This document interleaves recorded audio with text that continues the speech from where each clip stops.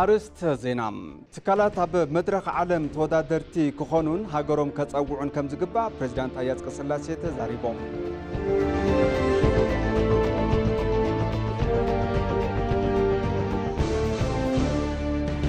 ሓይሊ ኣየር ኢትዮጵያ ድሕሪ ለውጢ ዝተኻየደሉ ሪፎርምን ዝወገኖም ብቕዓታትን መርኣያ ህንጸት ድልዱላት ትካላት ኮይኑ ዝውሰድ ምዃኑ ተሓቢሩ።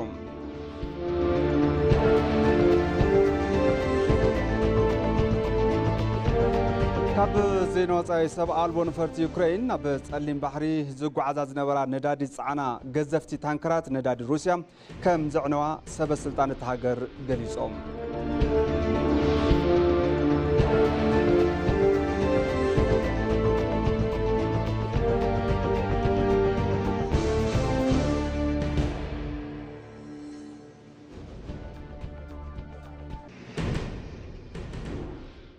سلام تعنا هبلنا زخوركم تملكتنا كما يتعلو لكع ساعات تشعات خوينو كم تلمود ما أدي زينا حزنا متينا لنا زيناتات ندام راحكم ساخم تنح أنا برهام فسام فلما بحصر زيناتات كنجمر تكالات أب مدرخ عالم تودادرتي كخونون هاجروم كتوقعون كم زجبا بريزيدنت تاية أصقصلاسي تزاريبهم مبل عصر تخلت الزور هاجر لخصنا سرعات شلمات ريد إثيوبيا أب بيراوي بيت منجستي أبستخايد اللوان سعرتي شلمات ريت مخان نتكالات مبجس جعزو لعلنا نبر مبادئ طرح زي مخانو تزاريبهم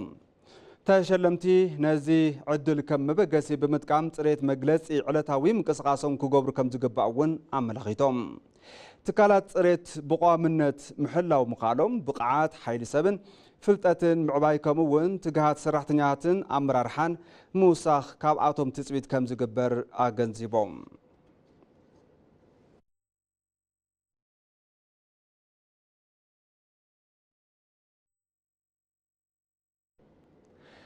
لومي مفلات صباح نمسرح طرح زي كونس بتخكلنيا نمات زحق زي كبلو قداماي منستر أبي أحمد قليصهم ثم قداماي منستر بمنصر مدمر منجستي زلع عودتات بزبل مري حساب نلعلو تمرار حابل تقنا بارتي ناتو هابس أنح السلطان أمريكيتو ما تقال اللي قلت أجيرهم سلطانة تاريخاون زمناونتن بتخكل انت زي تجنزيبنا لومي نمسرحكم وون صباح حسبنا ينموغان أتصقام يكبلون تزاريبهم توم قداماي منستر نايلومي وسانتاتنام تكباراتن تلمتاتن زفتحوا المقادي انت عينت صباح كفتر كم زخل نمئمات زخل جنزاب كل وناي قبا كبلون أجنزيبهم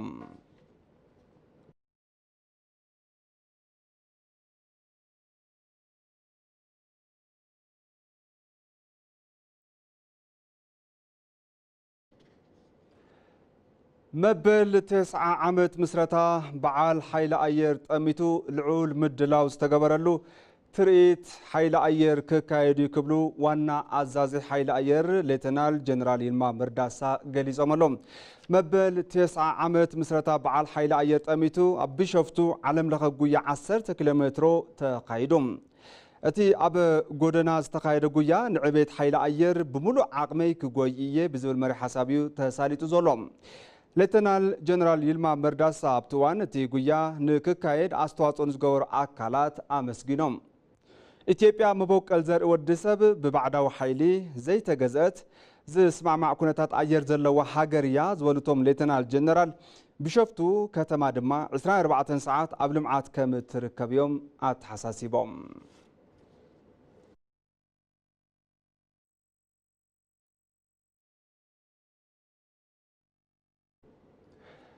منجستي كل الحرري موزيمات كل الحليو هب ملمعن أب مكن خانن وطيتاو سرعتي كم زسالت منستر توريزم سلاماويت كاسا جليزن نزمنات حليوم تصنحون أب موزيمات زركبون تنتاون تاريخاون حرقتات حيمانتاوي لعول بوتا زواهم صحفاتن مصحفتن كم زركبوهم ون صريحانيا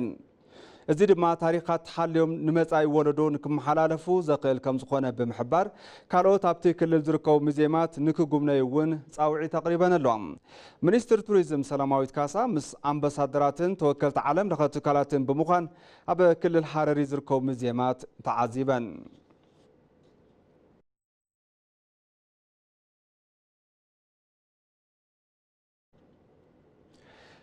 ከተማ አዲስ አበባ በሁሉም ብሔራት ብሔረሰባትን ህዝብታትን ሰሓቢት ኮይና እናተሃነፀት መደመቂት ኢትዮጵያውያን እናኾነትን ትርከብ ክብላም ከንቲባታ ምምሕዳር ከተማ አዳነች አቤቤ ገሊፀን ኣብ ከተማ አዲስ ኣበባ መርሃ ግብሪ መዛዘሚ መበል 20 መዓልቲ ብሔረሰባትን ህዝብታትን ብብርኪ ምምሕዳር ከተማ አዲስ ኣበባ ተኻይዶም ኣብቲ መርሃ ግብሪ ኣፈ ጉባኤ ቤት ምክሪ ፌደሬሽን ኣገኘው ተሻገር ከንቲባ ምምሕዳር ከተማ አዲስ ኣበባ አዳነች አቤቤ ኣፈ ጉባኤ ቤት ምክሪ ምምሕዳር ከተማ አዲስ ኣበባ ቡዜና አልከድር ምክትል ኣፈ ጉባኤ ቤት ምክሪ ወከልቲ ህዝቢ ሎሚ በዶ ኣፈ ጉባኤታት ቤት ምክሪ ክልላት ላዕሎት ሓለፍቲ ስራሕ መንግስቲ ነበርቲ እታ ከተማን ፃውዒት ዝተገበረሎም ኣጋይሽን ተረኺቦም ከንቲባ ምምሕዳር ከተማ አዲስ ኣበባ አዳነች አቤቤ ኣብቲ እዋን ንመበል 20 መዓልቲ ብሔረሰባትን ህዝብታትን መልእኽቲ እንኳ ኣብፅሐኩም ኣመሓላሊፈን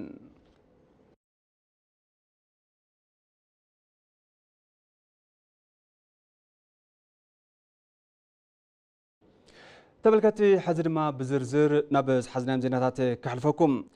ሓይሊ ኣየር ኢትዮጵያ ድሕሪ ለውጢ ዝተኻየደሉ ሪፎርምን ዝወነኖ ብቕዓትን መርኣያ ህንፀት ድልድላት ትካላት ኮይኑ ዝውሰድ ምዃኑ ተሓቢሩ ዘሎ እቲ ሓይሊ ኣየር ብውሽጣዊ ዓቕሙ ነፈርቲ ውግእ ምፍራይ ምጅማሩ ድማ ዝበፅሖ ብርኪ ዘርኢ እዩ ንፀብፃብ ባዩ ሙላት በሪሁ ብርሃነ ሓይሊ ኣየር ካብ ዝተመስረተሉ 1928 ዓመተ ምህረት ጀሚሩ ዘብዒ ሰማይን ምድርን ኢትዮጵያ ብምዃን ብስራት ዓወት ብምግዋሕ ዘበናት ተሳጊሩ እዩ ኣብ ኣፍሪካ ካብ ፈላሞት ሓይልታት ኣየር ዝስራዕ ካብ ሃገር ሓሊፉ ኣብ ዝተዋፈረሎም ዶብ ሰገራት ግቡኣት ምኽባር ሰላም ብዓወት ዝምለስ ሓበን ኢትዮጵያውያን እዩ ድሕሪ ለውጢ ንህንፀት ትካላት ብዝተዋሃበ ጠመተ ብዝተኻየደሉ ሪፎርም ዘበናውነት ተላቢሱ ክልል ኣየር ሃገር 24 ሰዓት ብዘተኣማመን መንገዲ ኣብ ምሕላው ይርከብ ያለንን ወደ ኃይል የመመለስ ዘለና ዓቕሚ ብምምላስ ዘበኑ ብዝበፅሖ ቴክኖሎጂ ኣሐዲስናን ኣመሓይሽናን ዘበን ግልጋሎቱ ክናዋሕ ኣኺልናዮ ኢና እዚ ዘበን ዝጸልቦ ጌርና ኢና እናተጠቐምናለን ንርከብ ብምንጽር እዚ ሄሊኮፕተር ኣሎ ጄት ኣሎ ሱ 27 ኣሎ ኤል 39 እውን ኣሎ ስለዚ በዛ ኣገባብ ናብ ስራሕ ዝተመለሳን ኣብ ወፍሪ እናተጠቐምናለን ንርከብ ሓይሊ ኣየር ኢትዮጵያ ናይ ባዕሉ ነፈርቲ ውግእ ክሳብ ምግጥጣም ኣብ ዝበፅሕ ጉዕዞ ዕብየት ይርከብ ብ1929 ዓመተ ምህረት ፀሃይ ዝተባህለት ኣብ ውሽጢ ዓዲ ዝተገጠመት ንእሽተይ ኣውሮፕላን ኣብ ታሪክ እትዝከር እንትትከውን ድሕሪ ሪፎርም ፀሃይ ቁፅሪ 2 ስዒባ እያ ኢትዮጵያ በራሷ ኣየር ኃይል ኢትዮጵያ ብናይ ባዕላ ሓይሊ ኣየር ንፈለማ እዋን ፀሃይ ቁፅሪ 2 ገጣጢማ ኣላ እቲ ዝበዝሕ ክፋል ገጣጢማ ዝተረፈ ድማ ኢምፖርት ጌራያ ገጣጢማታ ኣብ ታሪክና እታ ፈላመይቲ ፀሃይ ምናልባት ንልምምድ ትኸውን ኣውሮፕላን እያ እዛ ኣውሮፕላን እዚኣ ግን ንልምምድ ትኸውን እያ ንውግእ እውን ትኸውን እያ ብሓደ ወይ ድማ ብክልተ ሰባት ትበርር ኣውሮፕላን ንፈለማ እዋን ሓይሊ ኣየር ኢትዮጵያ ኣፍርየሎ ሓይሊ ኣየር ኢትዮጵያ ሕዚ ዝበፅሐሉ ዓቕሚ ወይ ድማ ብቕዓት ሓይሊ ሰብን ቴክኖሎጂን ምርኣያ ሃገር ዘደልድሉ ህንፀት ትካላት ኮይኑ ዝውሰድ እዩ ሃገር ለመገንባት ሃገር ለመለወጥ ሃገር ምህናፅ ሃገር ምልዋጥ ወለዶ ተቐባሊሉ ዝሰርሑ ዕዮ ክኸውን ስለዘለዎ ትካላት ክሕለዋ ይግባእ ዝሓለፈ 3-4 ዓመታት ሓይሊ ኣየር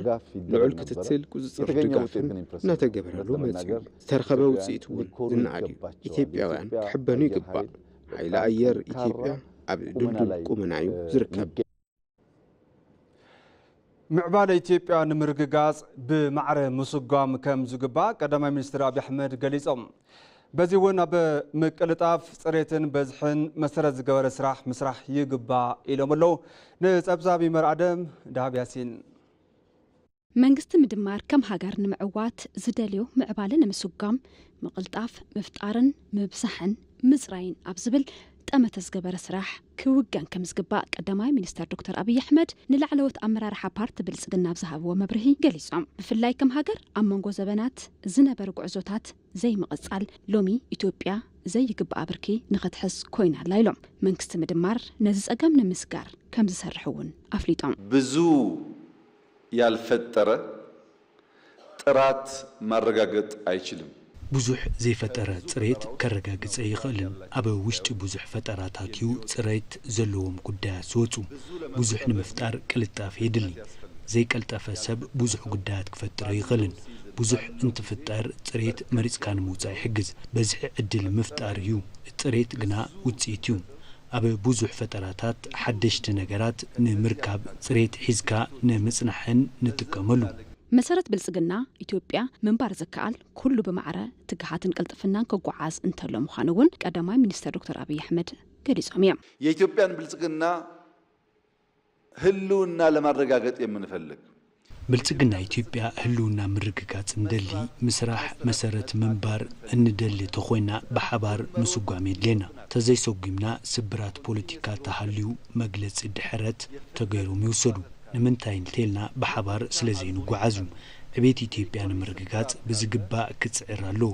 እዚ ተገይርና ኢና ስልጣነ ክረጋገጽ ንኽእል ነዚ እውን መንግስቲ ምድማር እዩ እቲ መፍትሒ ዕቤት ሃገር ብዝግባእ ከይወገን ዘለዉ ማሕለኻታት ከም ዘለዉ ብምግላጽ ነዚ መፍታሕ ተዘይተኻኢሉ ዕቤት ምርግጋጽ ከም ዘይከኣል እውን ሓቢሮም እነዚያ አጥሮች ብሬክ መደረግ ካልቻሉ እቶም ሓጹራት ክስበሩ ተዘይኽኢሎም ከም ሃገር ከም ክልል ከም ከተማ ዕቤታ ይመጽን አዲስ አበባ ዓርሳ ኣብ ሓጹር አውጪናያ ኢና ኢንቨስት ዝገብር ሰብ እንተመጽኡ ምስራሕ ይከኣል እዩ ግን ናብ ካልእ ክልል ናብ ኦሮሚያ ኣምሓራ እንተኸይድ እቲ ፈላማይ ሕቶ ካበይ መጺኻ ዝብል እዩ እዚ ሓጹር ንኸይትምዕብሉ እዩ ዝገብረሎም ካፒታል ፍልጠት ሓጹር ይብሉን ሰብ ካብ ዝኾነ እንተመጽኡ ተዘይተቐቢልናዮ መንግስቲ ምድማር ካብ ትማሊ ተማሂሩ ስሕተት ዝእርም ንሎሚ ዝሰርሕ ንጽባሕ ዝትልም ምዃኑ እውን ተገሊጹ እዩ ብልጽግናን ልማትን ለውጥን እኩልነትን አብሮ ማደግን ግብ ያላደረገ ማንኛውም ኃይል ብልጽግና ኢትዮጵያ ልምዓት ሽቱ ዘይገበረ ኃይሊ ናብ ዝቕጽል ብርኪ ክስጉም ይኽእል ነዚ ንምርኣይ እቲ ሓደ ሜላ መንገዲ ፈጠራ እዩ ክልተ መንገዲ ቅልጣፍ ሳልሳይ መንገዲ ምዝራብ እዩ ካብ ድሕረት ንምውፃእ ሎሚ ድልድል ምስራሕ የድሊ ኢትዮጵያ ንድሕረት ዘሳጥሓ ፈጠራ ምጉዳልን ዘይምስላጥን እዩ ዝበሉ ቀዳማይ ሚኒስተር ዶክተር አብይ አሕመድ ምቕልጣፍ መሰረት ዝገበረ ጽሬት ዘለዎ ስራሕ ንወለዶ ዝሳገር ተግባር ምስራሕ ከም ዝግባእ ገሊጾም ኣብ መወዳእታ ዜና ወጻኢ ሰብ ኣልቦ ነፈርቲ ዩክሬን ኣብ ጸሊም ባሕሪ ዝጓዓዛ ዝነበራ ነዳዲ ጽዓና ገዘፍቲ ታንከራት ነዳዲ ሩስያ ከም ዘዕነዋ ሰበስልጣን እቲ ሃገር ገሊጾምሎም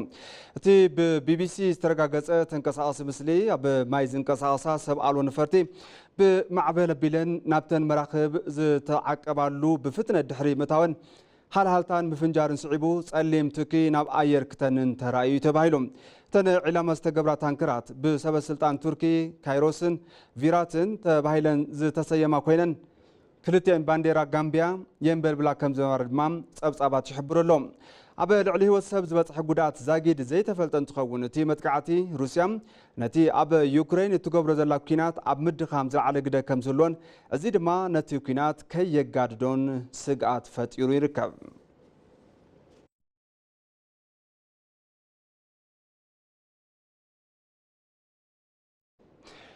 كبرات تبلكتي مع دزينا قدم مزامنا قند زيناتات زعلت كزخاخركم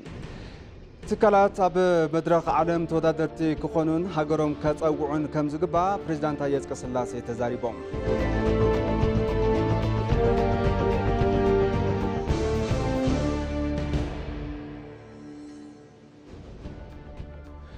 حيلا ير إثيوبيا دحر لوط استخايدلو ريفورمن زوننو بقعاتن مرأيا هنصت ددلات تكالات كوينو زوسد مخان تحبيروم